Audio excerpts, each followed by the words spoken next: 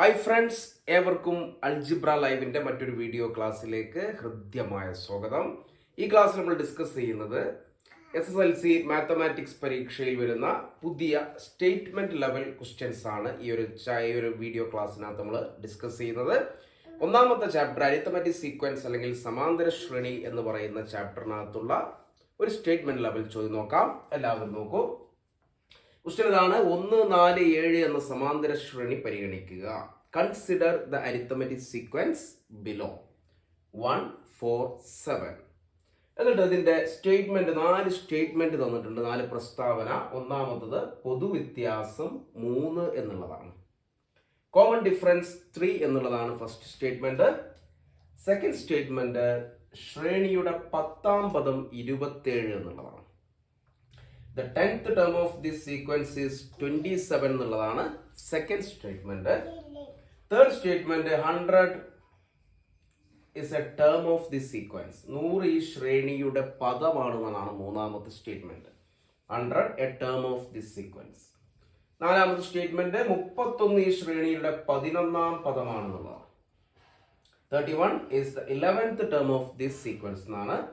Option തന്നത് എല്ലാം ശരിയാണ് എന്നാണ്. ബി എല്ലാം തെറ്റാണെന്നാണ്. സി 2, 3 തെറ്റ്. ഡി 2 മാത്രം തെറ്റ് എന്നുള്ളതാണ്. അപ്പോൾ നമുക്ക് ആൻസർ എങ്ങനെ സിമ്പിളായിട്ട് ചെയ്യാൻ പറ്റും? ഇതിന്റെ പൊതുവ്യത്യാസം കോമൺ ഡിഫറൻസ് നിങ്ങൾക്ക് അറിയാം. എത്രയാണ്? 3 ആണ്. കോമൺ ഡിഫറൻസ് എത്രയാണ്? പൊതുവ്യത്യാസം നിങ്ങൾക്ക് അറിയാവുന്നതാണ്, 3 ആണ്. അപ്പോൾ ഒന്നാമത്തെ സ്റ്റേറ്റ്മെന്റ് ശരിയാണ്. കോമൺ ഡിഫറൻസ് 3 ആയതുകൊണ്ട് പൊതുവ്യത്യാസം 3 എന്ന് പറയുന്ന ആദ്യത്തെ സ്റ്റേറ്റ്മെന്റ് ശരിയായ സ്റ്റേറ്റ്മെന്റ് ആണ്. അപ്പൊ ഇതിൽ നിന്ന് നമുക്ക് എല്ലാം തെറ്റ് എന്ന് പറയുന്ന ഓപ്ഷൻ എന്ത് ചെയ്യാം? എല്ലാം തെറ്റ് എന്ന് പറയുന്ന ഓപ്ഷൻ നമുക്ക് ഇവിടുന്ന് ഒഴിവാക്കാം. എല്ലാം തെറ്റ് എന്ന് പറയുന്ന ഓപ്ഷൻ നമുക്ക് ഇവിടുന്ന് ഒഴിവാക്കി കളയാം. അത് എന്താണ്? നമ്മൾ ആൻസറിൽ ഉണ്ടാവില്ല. എല്ലാം ശരി ഉണ്ടാവാം, ഇത് രണ്ടും ഉണ്ടാവാം. നമുക്കിനി അടുത്ത സ്റ്റേറ്റ്മെന്റ് നോക്കാം. ശ്രേണിയുടെ 10ാം പദം 27 ആണ്. എങ്ങനെയാണ് ഇതിന്റെ 10ാം പദം? 10th ടേം കാണാം. 10th ടേം കാണാൻ ഫസ്റ്റ് ടേമിനോടൊപ്പം 9D ആഡ് ചെയ്യണം. First term plus 9D 9D. ഒന്നാം പദത്തോടൊപ്പം 9D. ഒന്നാം പദം നമുക്കറിയാം 1 ആണ്. ഒന്നാം പദം എത്രയാണ്? ഫസ്റ്റ് ടേം 1 ആണ്. 9D എന്ന് പറയുമ്പോൾ 9 ഇൻറ്റു D എത്രയാണ്? 3. അപ്പോൾ 1 പ്ലസ് 9 ഇൻറ്റു 3 നമുക്കറിയാം 27 അഥവാ 28 എന്നാണ് ആൻസർ. ശ്രേണിയുടെ 10ാം പദം 27 എന്ന് പറയുന്നത് ശരിയായിട്ടുള്ള ഓപ്ഷൻ അല്ല, അത് തെറ്റാണ്. ആ ഒരു സ്റ്റേറ്റ്മെന്റ് തെറ്റാണ്. ശരിയായിട്ട് 28 ആണ്. അപ്പൊ 2 തെറ്റ് എന്നുള്ള ഓപ്ഷൻ നമുക്ക് നോക്കാം. 2 തെറ്റ് എന്നുള്ളത് എല്ലാം ശരി എന്ന് പറയുന്ന ഓപ്ഷൻ നമുക്ക് കളയാൻ പറ്റും. എല്ലാം ശരി എന്ന് പറയുന്ന ഓപ്ഷൻ കളയാൻ പറ്റും. 2, 3 തെറ്റ് എന്ന് പറയുന്ന ഒരു ഓപ്ഷൻ ഇവിടെ 2 ശരിയാണ്, 2 മാത്രം തെറ്റ്. ഈ 2 ഓപ്ഷനിലേക്ക് നമ്മൾ ചുരുങ്ങി. എല്ലാം ശരിയാവില്ല, കാരണം ഈ ഓപ്ഷൻ തെറ്റാണ്. അപ്പൊ എല്ലാം ശരി എന്ന് പറയുന്ന ഓപ്ഷൻ നമുക്ക് കളയാം. എല്ലാം തെറ്റ് എന്ന് പറയുന്ന ഓപ്ഷൻ, ഈ ഒരു ആദ്യത്തെ ഓപ്ഷൻ ശരിയായതുകൊണ്ട് അതും കളയാം. ഇനി 2, 3 തെറ്റ് എന്ന് പറയുന്ന ഓപ്ഷൻ, അത് ക്ലിയർ ആവണമെന്നുണ്ടെങ്കിൽ 3നെ കൂടി അറിയണം. 2 മാത്രം തെറ്റ് എന്ന് പറയുന്ന ഓപ്ഷൻ ചിലപ്പോൾ ശരിയായിരിക്കാം, നമുക്ക് കാരണം 2 തെറ്റാണ്. ഇനി മൂന്നാമത്തെ നോക്കാം. 100 ശ്രേണിയുടെ പദമാണ്. 100 ശ്രേണിയുടെ പദമാണെന്ന് എങ്ങനെയാണ് നമ്മൾ നോക്കാൻ പഠിച്ചത്? പുതിയ പാഠപുസ്തകം വെച്ചിട്ട് 100 ശ്രേണിയുടെ പദമാണെന്ന് അറിയാൻ 100ൽ നിന്ന് ആദ്യ പദമായിട്ടുള്ള 1 മൈനസ് ചെയ്തു. എന്നിട്ട് അതിന് നമ്മൾ പൊതുവ്യത്യാസം 3 കൊണ്ട് ഡിവൈഡ് ചെയ്തു. 3 കൊണ്ട് ഡിവൈഡ് ചെയ്തു. 100 അതിൽ നിന്ന് ആദ്യ പദം 1 മൈനസ് ചെയ്തു, അതിനെ 3 കൊണ്ട് ഡിവൈഡ് ചെയ്തു. അപ്പോൾ 100 മൈനസ് 1 99 ആണ്. 99/3. 99/3 എത്രയാണ്? 33. പോയിന്റ് ഒന്നും വരുന്നില്ല. അപ്പോൾ 100 ശ്രേണിയുടെ പദമാണ്. അപ്പോൾ മൂന്നാമത്തെ ഓപ്ഷൻ എന്താണ്? ശരിയാണ്. അപ്പോൾ 2, 3 തെറ്റ് എന്ന് പറയുന്ന ഓപ്ഷൻ നമുക്ക് കളയാം. ശരി ഉത്തരത്തിലേക്ക്. നാലാമത്തെ ഓപ്ഷനെ കുറിച്ച് നമുക്ക് ധാരണ ഇല്ലെങ്കിലും ശരി ഉത്തരം 2 മാത്രം തെറ്റ് എന്നതിലേക്ക് എത്തി. തീർച്ചയായിട്ടും ഇനി നാലാമത്തത് ശരിയായിരിക്കും അല്ലെ? നാലാമത്തെ നോക്കാം. 31 ശ്രേണിയുടെ 11ാം പദമാണ്. 31 ശ്രേണിയുടെ 11ാം പദമാണ് എന്നുള്ളതാണ് നാലാമത്തെ ഓപ്ഷൻ. എങ്ങനെ നമ്മൾ കണ്ടെത്തിയത്? 31ൽ നിന്ന് ആദ്യ പദമായിട്ടുള്ള 1 കുറച്ചു /3. 31 മൈനസ് 1 30 ആണ്. 30/3 10 ആണ്. അതിനോടൊപ്പം ഒരു 1 കൂടി കൂട്ടാൻ പറഞ്ഞില്ലേ? 11 ശരിയാണ്. ഈ ഒരു സ്റ്റേറ്റ്മെന്റ് ലെവൽ ക്വസ്റ്റ്യൻ നമുക്ക് അറിയാം. ഈ നാലാമത്തെ സ്റ്റേറ്റ്മെന്റിനെ കുറിച്ച് ഒരു ധാരണ ഇല്ലെങ്കിലും നമുക്ക് ഇങ്ങനെ ഈ ഒരു എലിമിനേഷൻ മെത്തേഡിൽ ലാസ്റ്റ് ആൻസറിലേക്ക് എത്താൻ പറ്റും.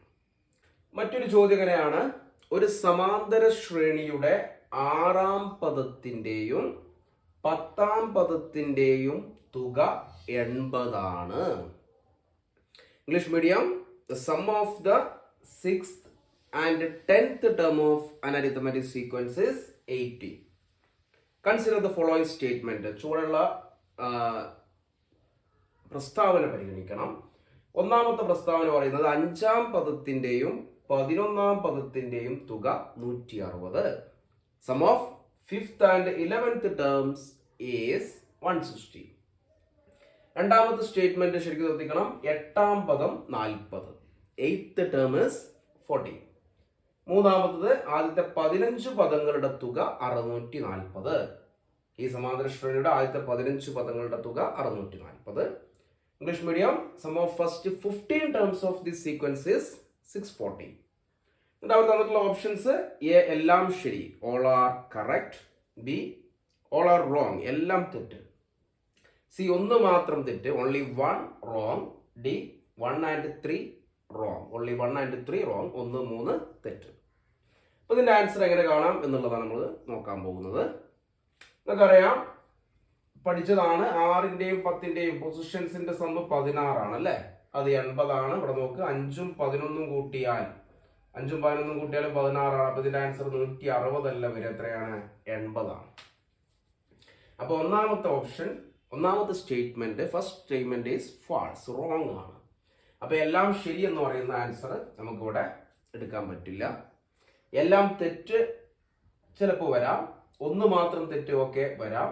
1, 3 മാത്രം തെറ്റ് ഓക്കെ വരാം. രണ്ടാമത്തേനെ കുറിച്ച് അറിയണം. രണ്ടാമത്തത് 8ാം പദം 40 എന്നാണ്. നോക്കൂ, 6x6 പ്ലസ് x10 എത്രയാണ്? x6 പ്ലസ് x10 80 ആണ്. x6 പ്ലസ് x10 80 ആണ് ക്വസ്റ്റ്യനിൽ തന്നിട്ടുള്ളത്.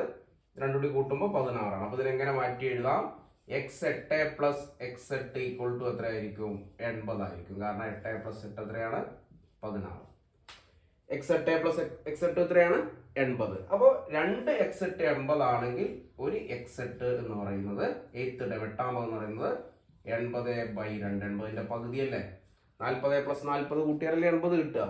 അപ്പൊ ആ ഓപ്ഷൻ ശരിയാണ്. Second statement is correct.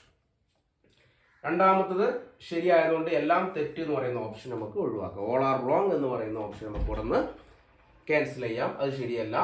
1 മാത്രം തെറ്റ് എന്നുള്ളത് ഇപ്പോൾ ഇവിടെ നിൽക്കുന്നുണ്ട്.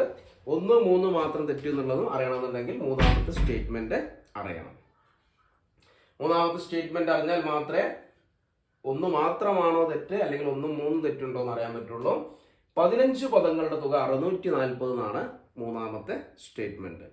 അപ്പോൾ 15 പദങ്ങളുടെ തുക കിട്ടണം എന്നുണ്ടെങ്കിൽ S15 കിട്ടാൻ x8നെ എത്ര കൊണ്ട് ഇൻറ്റു എഴുതാൽ മതി? 15 കൊണ്ട് ഇൻറ്റു എഴുതാൽ മതി. x8 നമ്മളെ കയ്യിലുണ്ടെങ്കിൽ x8നെ ഈ 15 കൊണ്ട് ഇൻറ്റു ചെയ്താൽ S15 കിട്ടും. x8 നമ്മളെ കയ്യിൽ 40 ഉണ്ട്.